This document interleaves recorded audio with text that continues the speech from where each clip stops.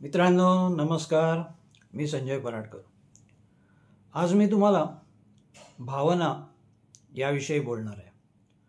भावना हा मनुष्यात असलेला एक नैसर्गिक गुण आहे। तर त्या भावना आपण व्यक्त का कराव्यात? कारण तोही एक आयुष्याचा अविभाज्य भाग आहे। मानव हा एक सामाजिक प्राणी आहे।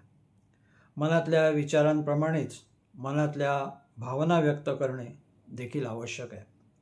आनंद, दुःख, राग, प्रेम, आपुलकी, कृतज्ञता या भावना दडपून ठेवल्यास मनावर ताण येतो व नातेसंबंधामध्ये गैरसमज होऊ शकतात। भावना योग्य पद्धतीने व्यक्त केल्यास मन हलके होते, आत्मविश्वास वाढतो आणि आपले विचार इतरांपर्यंत स्पष्टपणे पोहोचतात। नाती अधिक घट्ट होतात आणि परस्परांमध्ये विश्वास वाढतो। तसेच स्वतःच्या भावनांना शब्द, लेखन, कला आणि संगीताद्वारे व्यक्त केल्याने मानसिक आरोग्य चांगले राहते।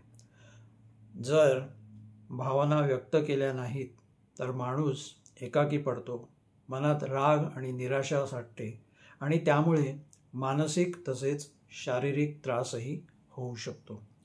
म्हणूनच जीवन आनंदी, निरोगी आणि यशस्वी करण्यासाठी भावना योग्य प्रकारे व्यक्त करणे अत्यंत आवश्यक आहे।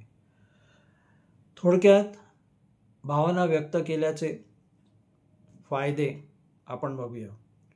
मन हलके होते, भावना व्यक्त केल्याने मनातील ताण कमी होतो, मानसिक आरोग्य सुधारते, राग, चिंता, दुःख दडपून न ठेवता सांगितल्याने तणाव कमी होतो, गैरसमज टळतात, भावना स्पष्ट केल्याने संभ्रम किंवा दुरावा निर्माण होत नाही, आत्मविश्वास वाढतो, स्वतःचे विचार व भावना मोकळेपणाने सांगितल्या की व्यक्तिमत्व मजबूत होतं, सर्जनशीलता वाढते, लेखन, चित्रकला, संगीत, नृत्य यामधून भावना व्यक्त केल्याने कला आणि सर्जनशीलता विकसित होते, आनंद मिळतो, सकारात्मक भावना व्यक्त केल्याने मन प्रसन्न राहते आणि जीवन आनंदी होते।